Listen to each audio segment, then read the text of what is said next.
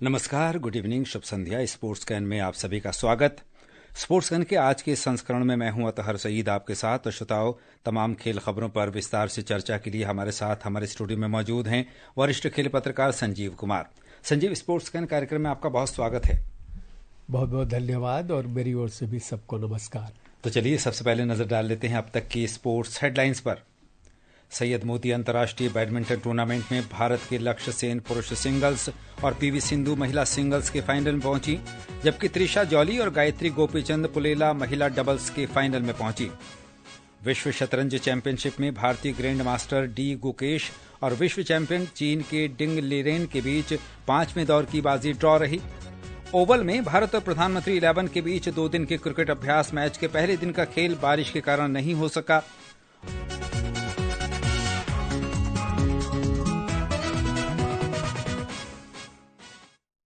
शुरुआत करेंगे बैडमिंटन के साथ। सैयद मोदी अंतर्राष्ट्रीय बैडमिंटन टूर्नामेंट में भारत के शीर्ष खिलाड़ी लक्ष्य सेन ने पुरुष सिंगल्स के फाइनल में प्रवेश कर लिया है। सेमीफाइनल में सेन ने जापान के शोगो ओगावा को 21-8, 21-14 से पराजित किया।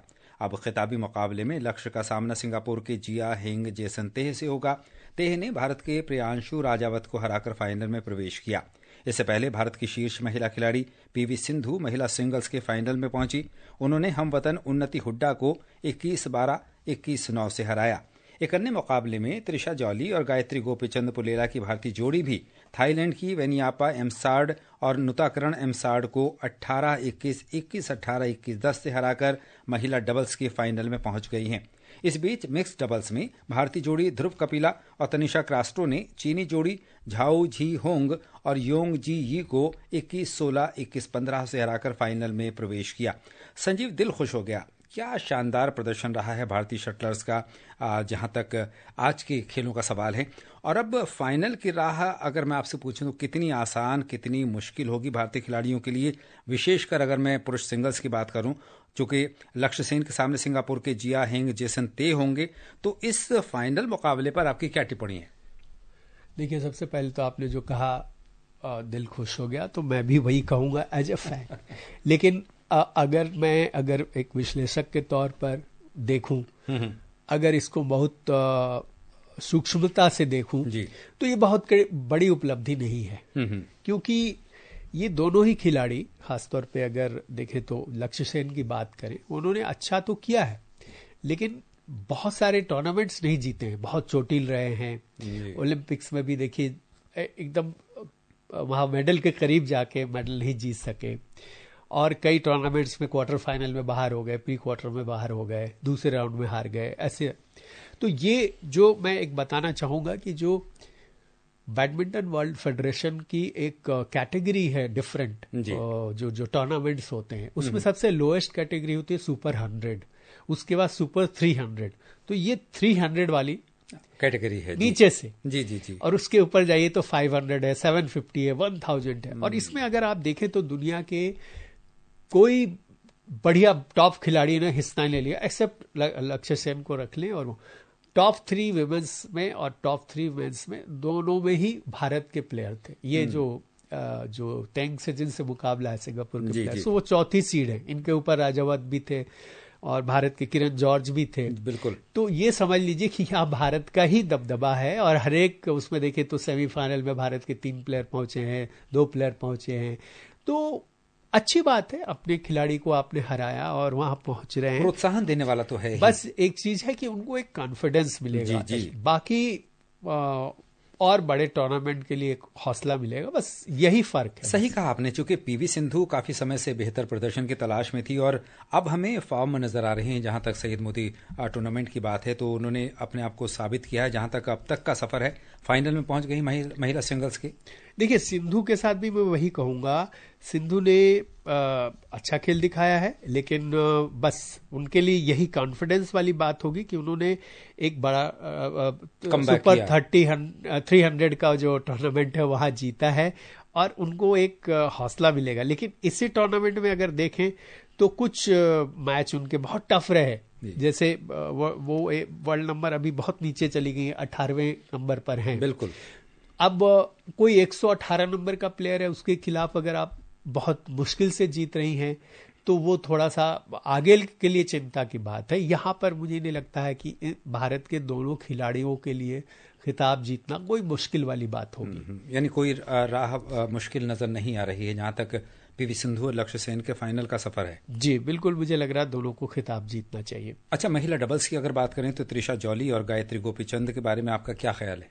बिल्कुल, देखिए फिर ये सेकंड सीड है और इसके बाद जो है तनिषा और अश्विनी टॉप सीड थी तो है इस टूर्नामेंट में जी। तो इन और ये जो जोड़ी है ये दोनों ही यंग प्लेयर हैं और अच्छा कर रही हैं। तो इवन इफ अगर ये सुपर 300 टूर्नामेंट है, अगर वो अच्छा कर रही हैं, खिताब जीत रही हैं, तो ये अच्छा संकेत है, क्योंकि बहुत समय तक पुनप्पा और उनकी एक पहले जो जोड़ी रहती थी वो खेलती थी, लेकिन अब फिर उन्होंने नई जोड़ी बनाई ज्वाला गुट्टा और पुनप्पा की। तो अब ये उधर अच्छा कर रही हैं और उनसे कम उम्र की ये दोनों खिलाड़ी हैं जो दोनों अच्छा कर रही हैं। तो ये भारतीय बैडमिंटन के लिए अच्छी चीज है, भविष्य के अगर खिलाड़ियों की बात करें तो। अच्छा, मिक्स डबल्स के बारे में क्या कहना है आपका? चूंकि ध्रुव कपिला और तनिषा क्रास्टो भी फाइनल में पहुंच गए हैं। हाँ बिल्कुल, देखिए ये भी मैं कहूँगा कि जो यंगस्टर्स हैं, ये जो लगातार अच्छा कर रहे हैं, उनमें ये खिलाड़ी शामिल हैं और ये यहाँ जीतते हैं तो इनको भी आगे के लिए हौसला मिलेगा। और अब बात शतरंज की। विश्व शतरंज चैंपियनशिप में भारतीय ग्रैंड मास्टर डी गुकेश और चीन के मौजूदा चैंपियन डिंग लीरेन ने आज सिंगापुर में अपनी बेस्ट ऑफ 14 सीरीज की 5वीं बाजी में कड़ी टक्कर के साथ ड्रॉ खेला। श्रृंखला में लगातार दूसरे ड्रॉ के बाद दोनों खिलाड़ियों के 2.5 अंक रहे, जिससे खिताब के लिए कड़ी टक्कर बनी हुई है। बेस्ट ऑफ 14 प्रारूप के साथ दोनों खिलाड़ी अभी भी 7.5 अंकों के विजयी अंक से दूर हैं। संजीव, मुकाबला तो बराबरी का है, लेकिन आपको संभावित विजेता कौन लग रहा है, पहली बात, और क्यों? दूसरी बात, देखिए मैं भारतीय के तौर पे तो चाहूँगा कि हमारे गुकेश ही चैंपियन बने और विश्वनाथन आनंद के बाद दूसरे भारत के ऐसे खिलाड़ी बने और सबसे कम उम्र में बने, क्योंकि 18 साल की उम्र में आज तक किसी ने खेला नहीं था, वहां तक पहुंचे नहीं थे। और क्यों आप कह रहे हैं, तो मैं ये कहूँगा कि उनकी तैयारी अच्छी है और पिछले 1 साल में अगर देखें तो उन्होंने बहुत अच्छा किया है। डिंग लेरेन का अगर पिछले वर्ल्ड चैंपियन बनने के बाद से अब तक का देखें तो उनके हेल्थ से रिलेटेड भी कुछ इश्यूज रहे हैं, कुछ मेंटल हेल्थ का इशू रहा है। इसके अलावा कई टूर्नामेंट्स में वो अच्छा नहीं कर पाए और जब वो वर्ल्ड चैंपियन बने थे उस समय जो उनकी रेटिंग थी उससे ज्यादा येलो रेटिंग में उनके अंक उन्होंने गंवाए हैं। इसका मतलब है कि उनकी फॉर्म अच्छी नहीं रही है, अच्छा नहीं कर सके हैं। तो गुकेश कहीं ज्यादा प्रिपेयर्ड खिलाड़ी लग रहे हैं। शुरुआत देखिए कितनी अच्छी नहीं हुई थी, हार गए थे और उसके बाद बाउंस बैक करते हुए जीत के बराबरी करना और अब टक्कर दे रहे हैं। तो मुझे लग रहा है कि अब प्रेशर गुकेश पर नहीं है, डिंग लेरेन पर है। बिल्कुल सही कहा आपने। गुकेश की अगर बात करें तो आजकल फॉर्म में भी है, उनमें प्रतिभा भी है, हौसला भी है और जोश भी है। यकीन करते हैं, हम विश्वास करते हैं कि वो अपने लक्ष्य को भेदने में सक्षम होंगे। बिल्कुल। और अब बात क्रिकेट की। ऑस्ट्रेलिया PM11 के खिलाफ भारत के 2 दिवसीय अभ्यास मैच का पहला दिन आज कैनबरा के मनुका ओवल में बारिश के कारण नहीं हो सका। अब केवल 1 दिन का खेल बचा है, इसलिए रविवार को यानी कल दोनों टीमों के बीच 50 ओवर का मुकाबला होगा। इस बीच ऑस्ट्रेलिया के हेजलवुड साइड स्ट्रेन के कारण एडिलेड टेस्ट से बाहर हो गए हैं, जबकि पेसर सीन एबॉट और ब्रेंडन डॉगेट को पिंक बॉल टेस्ट के लिए टीम में शामिल किया गया है। पेसर ने पर्थ में पहले टेस्ट में 5 विकेट लिए थे। संजीव, भारतीय खिलाड़ियों के पास ये एक बहुत अच्छा अवसर था अभ्यास का और अगले टेस्ट के लिए अपने आप को तैयार करने का। हाँ, ये निराशा तो होती है, लेकिन मौसम पर किसी का जोर नहीं है जी। और अब ये जो अनाउंसमेंट, जो मैच आज का जो नहीं हो सका आज का खेल, तो उसके बाद एक वहां पर घोषणा की गई कि कल 50-50 ओवर मतलब वनडे टाइप होगा जी।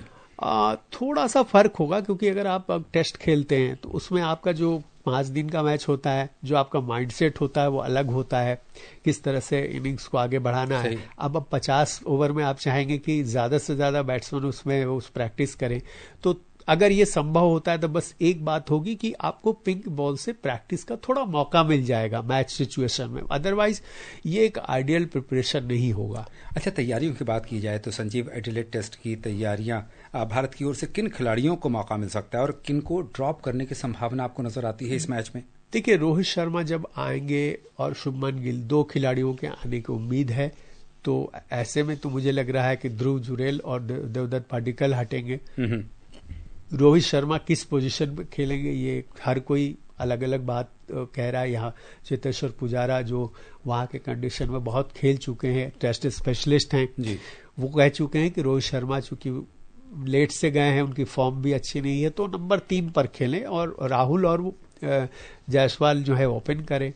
तो ये देखना है कि क्या होता है, बट 2 प्लेयर जरूर आएंगे टीम में और 2 बाहर होंगे जो कि पाडिक्कल और जुरेल है। लेकिन निश्चित रूप से हमारी टीम के जो है हौसले बुलंद है। हाँ, एक पर्थ में जो जीत मिली है वहां से तो बहुत ही अच्छी स्थिति में है भारत। आगे बढ़ते हैं। दुबई में ACC under 19 Asia cup cricket tournament के ग्रुप ए के मैच में आज पाकिस्तान ने भारत को 43 रन से हरा दिया है। पाकिस्तान ने पहले बल्लेबाजी करते हुए निर्धारित 50 ओवर में 7 विकेट पर 281 रन बनाए। पाकिस्तान के लिए शाहजेब खान ने 159 रन की शतकीय पारी खेली और उस्मान खान ने 60 रन बनाए। जवाब में भारत की पूरी टीम 48वें ओवर में 238 रन ही बना सकी।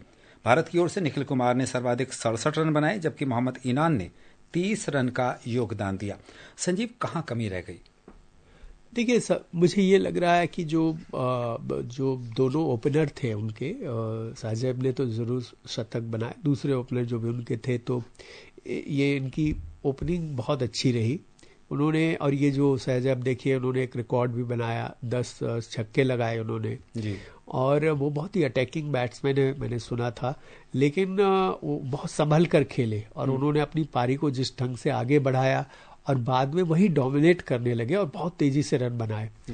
280 प्लस वहां के विकेट पे मैंने एक कमेंट्री में सुन रहा था कि 187 एवरेज स्कोर है, वहां पर 280 प्लस हुआ और शुरुआत अच्छी नहीं रही तो प्रेशर वहीं से बन गया। उनकी बॉलिंग भी अच्छी रही। और अब बात हॉकी की। भारत के राष्ट्रीय प्रसारक दूरदर्शन ने हॉकी इंडिया लीग HIL के साथ साझेदारी की है ताकि देश भर के लाखों दर्शकों तक टूर्नामेंट का प्रसारण किया जा सके। और जानकारी के साथ है हमारी सहयोगी दिव्या तोमर। HIL 28 दिसंबर से शुरू होने वाला है। इस साल का संस्करण ऐतिहासिक है क्योंकि ये महिला हॉकी इंडिया लीग के उद्घाटन सत्र के साथ साथ बहुप्रतीक्षित पुरुष प्रतियोगिता का भी प्रतीक है। इस लीग में 8 पुरुष टीम और 4 महिला टीम भाग लेंगी, जो राउरकेला और रांची में प्रतिस्पर्धा करेंगी, जिसमें भारत और दुनिया भर से शीर्ष स्तर की प्रतिभाएं दिखाई देंगी। प्रसार भारती के चेयरमैन नवनीत सहगल ने कहा है कि प्रसार भारती को हॉकी इंडिया लीग के साथ साझेदारी करने का सौभाग्य मिला है। हमारा लक्ष्य हॉकी की रोमांचक भावना को हर जगह दर्शकों तक पहुंचाना है, जिसमें महिला HIL का ऐतिहासिक डेब्यू भी शामिल है। प्रसार भारती के CEO गौरव द्विवेदी ने कहा है कि टोक्यो और पेरिस ओलंपिक में लगातार 2 पदक जीतने के बाद भारतीय खेल प्रेमियों को भरोसा है कि भारतीय हॉकी का स्वर्ण युग वापस आ रहा है। सार्वजनिक प्रसारक के रूप में दूरदर्शन इस साझेदारी के माध्यम से इस व्यापक दृष्टिकोण में योगदान देने के लिए तत्पर है। दुनिया भर के खेल प्रेमी अब DD स्पोर्ट्स और प्रसार भारती के हाल ही में लॉन्च किए गए OTT प्लेटफॉर्म पर भारतीय हॉकी लीग पुरुष और महिला दोनों देख सकते हैं। दिव्या तोमर, स्पोर्ट्स कैन। संजीव, बहुत संक्षिप्त में निश्चित रूप से एक अच्छी पहल है। आप बताएं कि हॉकी को और लोकप्रिय बनाने में इसका कितना बड़ा योगदान होगा? बहुत संक्षिप्त में। कोई दो राय नहीं, बहुत बड़ा योगदान होगा। आप जो इनका जो प्रसारण होगा जी। इसको आप किसी भी जगह देख सकते हैं, गांव-गांव पर देख सकते हैं और इनका जो नेटवर्क है बहुत बड़ा है, तो ये हॉकी के लिए अच्छा होगा और हॉकी प्रेमियों के लिए भी अच्छा होगा। और श्रोताओ, अब समय हो चला है आपसे विदा लेने का। कल फिर मिलेंगे कुछ और ताज़ा खेल खबरों के साथ। संजीव, आप हमारे स्टूडियो में आए और तमाम खेल खबरों पर हमारे साथ आपने विस्तार से चर्चा की, इसके लिए आपका धन्यवाद। नमस्कार। और श्रोताओ, इसी के साथ स्पोर्ट्स कैन की पूरी टीम के साथ अतहर सईद को अनुमति दीजिए। नमस्कार।